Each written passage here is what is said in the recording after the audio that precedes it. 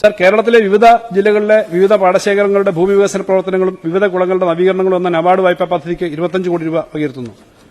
മൃഗസംരക്ഷണ മേഖലയ്ക്കായി 317.90 കോടി രൂപ ആണ് പദ്ധതി വിഹിതം. ഇതിൽ 159.63 കോടി രൂപ മൃഗസംരക്ഷണ വകുപ്പിനുള്ളതാണ്. 30 കോടി രൂപ നബാർഡ് RADF വായ്പയും 9 കോടി രൂപ കേന്ദ്രാവിഷ്കൃത പദ്ധതികൾക്കുള്ള സംസ്ഥാന വിഹിതവുമാണ്. മൃഗചികിത്സാ സേവനങ്ങളുടെ ഭാഗമായി 9 കോടി രൂപ അധികമായി ഉൾപ്പെടുത്തി ആകെ പദ്ധതി വിഹിതം 41.1 കോടി രൂപയായി ഉയർത്തുന്നു. ബീജസങ്കലന സൌകര്യങ്ങൾ വർദ്ധിപ്പിക്കാൻ 9.2 കോടി രൂപ വകയിരുത്തുന്നു.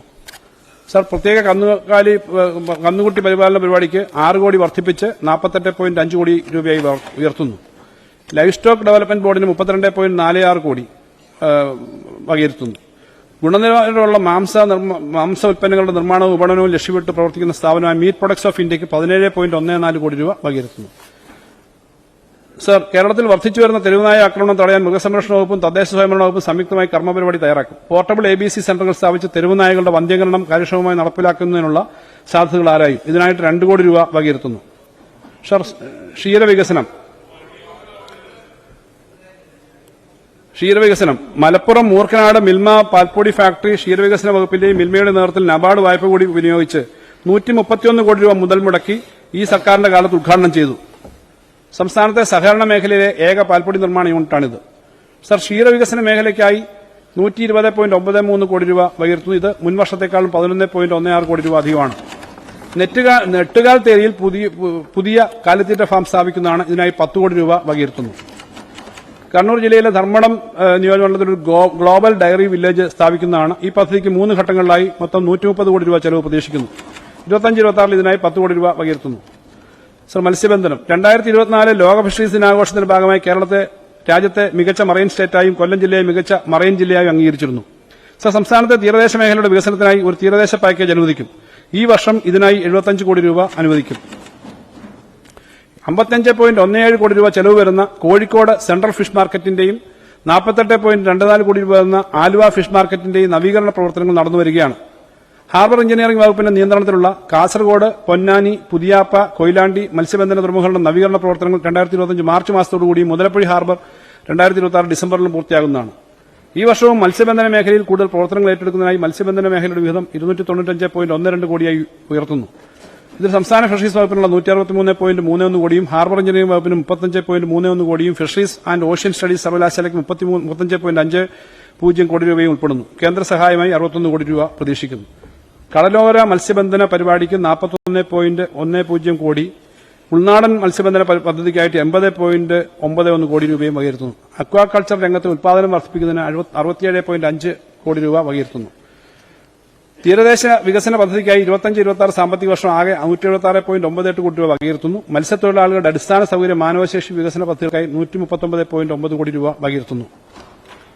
സർ, മത്സ്യത്തൊഴിലാളി കുടുംബങ്ങളിലെ കുട്ടികൾക്ക് ഉന്നത വിദ്യാഭ്യാസത്തിനും സ്കോളർഷിപ്പ് നൽകുന്നതിനും മത്സ്യത്തൊഴിലാളി വനിതകളുടെ ഉന്നമനത്തിനും 9 കോടി രൂപ അധികമായി വകയിരുത്തുന്നു. ഇതുവഴി മത്സ്യത്തൊഴിലാളികളുടെ അടിസ്ഥാന സൌകര്യ മാനവശേഷി വികസനത്തിനുള്ള പദ്ധതി വീതം 49 കോടി രൂപയായി വർദ്ധിപ്പിക്കുന്നു. സർ, കൊല്ലം നീണ്ടകരയിൽ yarn testing unit and net factory ആരംഭിക്കുന്നതിനായി 5 കോടി രൂപ അധികമായി വകയിരുത്തുന്നു. പുനർഗേഹം മുഖ്യമന്ത്രിയുടെ ദുരിതാശ്വാസ നിധിയിൽ നിന്നും 250 കോടി രൂപയും ബജറ്റ് വിഹിതമായ 178.10 കോടി രൂപയും ഉൾപ്പെടെ നാളിതുവരെ 428.1 കോടി രൂപയുടെ പുനർഗേഹം പദ്ധതിയുടെ നിർവഹണത്തിനായി അനുവദിച്ചിട്ടുണ്ട്. ഈ പദ്ധതിക്ക് കീഴിൽ 2428 വ്യക്തിഗത ഭവനങ്ങളുടെയും 390 ഫ്ളാറ്റുകളുടെയും നിർമ്മാണം പൂർത്തീകരിച്ച ആകെ 2818 കുടുംബങ്ങളെ ഇതിനോടകം തന്നെ പുനരധിവസിപ്പിച്ചിട്ടുണ്ട്. പുനർഗേഹം പദ്ധതിക്ക് 20 കോടി രൂപ അധികമായി വകയിരുത്തുന്നു. ഇതുവഴി പദ്ധതി വിഹിതം 60 കോടി രൂപയായി വർദ്ധിപ്പിക്കുന്നു. മത്സ്യത്തൊഴിലാളികളുടെ പഴയതും ക്ഷയിച്ചതുമായ വീടുകൾ അറ്റകുറ്റപ്പണി ചെയ്യുന്നതിന് വേണ്ടി 10 കോടി രൂപ വകയിരുത്തുന്നു. ഗ്രൂപ്പ് ഇൻഷുറൻസ് 2.36 ലക്ഷത്തിൽ വരുന്ന മത്സ്യത്തൊഴിലാളികൾക്ക് ഗ്രൂപ്പ് ഇൻഷുറൻസ് ഏർപ്പെടുത്തുന്നതിനായി 10 കോടി രൂപ വകയിരുത്തുന്നു. സർ, കണ്ണൂർ ജില്ലയിലെ പയ്യന്നൂരിൽ സർക്കാർ അനുവദിച്ച് നൽകിയ 5.0935 ഹെക്ടർ ഭൂമിയിൽ പുതിയ ഫിഷറീസ് കോളേജ് പ്രവർത്തനം ആരംഭിച്ചു. Kerala fisheries and ocean studies സർവകലാശാലയുടെ ശാക്തീകരണത്തിനും ഗവേഷണ വിജ്ഞാന പ്രവർത്തനങ്ങൾക്കുമായി 35.5 കോടി രൂപ വകയിരുത്തുന്നു. ഇത് മുൻവർഷത്തെക്കാളും 2 കോടി അധികമാണ്.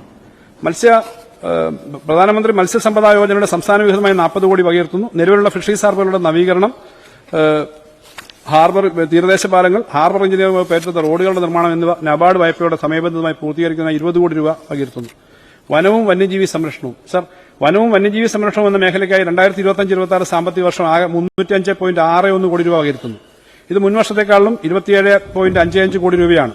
മുൻപ് ആമുഖത്തിൽ പറഞ്ഞ 50 കോടി രൂപ ഇതിനും പുറമെയാണ്. കേന്ദ്ര സഹായമായി 45.47 കോടി രൂപ പ്രതീക്ഷിക്കുന്നു. ജലസുരക്ഷ മെച്ചപ്പെടുത്തുക, മനുഷ്യ വന്യമൃഗ സംഘർഷങ്ങൾ ലഘൂകരിക്കുക, വനമേഖലയെ ആശ്രയിച്ച് കഴിയുന്ന വിഭാഗങ്ങളുടെ ജീവനും ജീവനോപാധികൾക്കും സംരക്ഷണം നൽകുക, കാലാവസ്ഥാ വ്യതിയാനങ്ങൾക്കെതിരെയുള്ള കവചമായി ജനങ്ങളെ നിലനിർത്തിക്കൊണ്ട് വനങ്ങളുടെ സുസ്ഥിര പരിപാലനം ഉറപ്പാക്കുക തുടങ്ങിയ പ്രവർത്തനങ്ങൾക്കാണ് വനവും വന്യജീവി സംരക്ഷണം എന്ന മേഖലയിൽ 25-26 വർഷം ഊന്നൽ നൽകുന്നത്. മനുഷ്യ വന്യമൃഗ സംഘർഷ സംബന്ധമായ വിവരങ്ങൾ യഥാർത്ഥസമയം ശേഖരിച്ച് വേണ്ട നിർദ്ദേശങ്ങൾ ഫീൽഡ് തലത്തിൽ നൽകുന്നതിനും പ്രവർത്തനങ്ങൾ ഏകോപിപ്പിക്കുന്നതിനുമായി സംസ്ഥാനതല കൺട്രോൾ റൂം 36 DEOC-കളിലും രൂപീകരിച്ചു. മനുഷ്യ വന്യജീവി സംഘർഷങ്ങൾ ലഘൂകരിച്ച് അതിവേഗം പരിഹരിക്കുന്നതിനായി 24-25 സാമ്പത്തിക വർഷത്തിൽ 48.85 കോടിയാണ് വകയിരുത്തിയത്. ഇതിൽ 21.55 കോടി വർദ്ധിച്ച് 70.4 കോടിയായി ഉയർത്തുന്നു. വന്യമൃഗങ്ങളുടെ ആക്രമണത്തിന് ഇരയായവർക്കുള്ള സഹായമായി 2011-16 കാലയളവിൽ 39.52 കോടിയാണ് വിതരണം ചെയ്തതെങ്കിൽ 2016-21 കാലയളവിൽ 91.36 കോടി വിതരണം ചെയ്തു.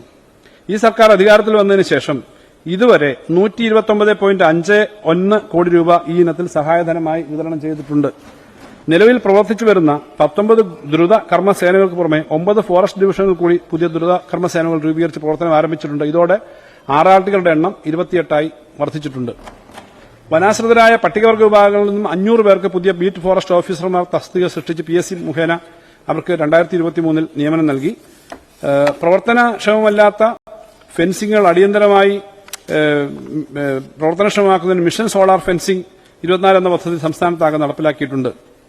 സർ, സംസ്ഥാനത്ത് പാമ്പ് കടിയേറ്റുള്ള മരണങ്ങൾ അടുത്ത 5 വർഷം കൊണ്ട് പൂർണ്ണമായും ഇല്ലാതാക്കാൻ പാമ്പ് വിഷബാധ ജീവഹാനി രഹിത കേരളം എന്ന പദ്ധതി നടപ്പിലാക്കുന്നതാണ്. വിവിധ വനസംരക്ഷണ പ്രവർത്തനങ്ങൾ, വന്യജീവി ആക്രമണങ്ങൾ ഇല്ലാതാക്കുക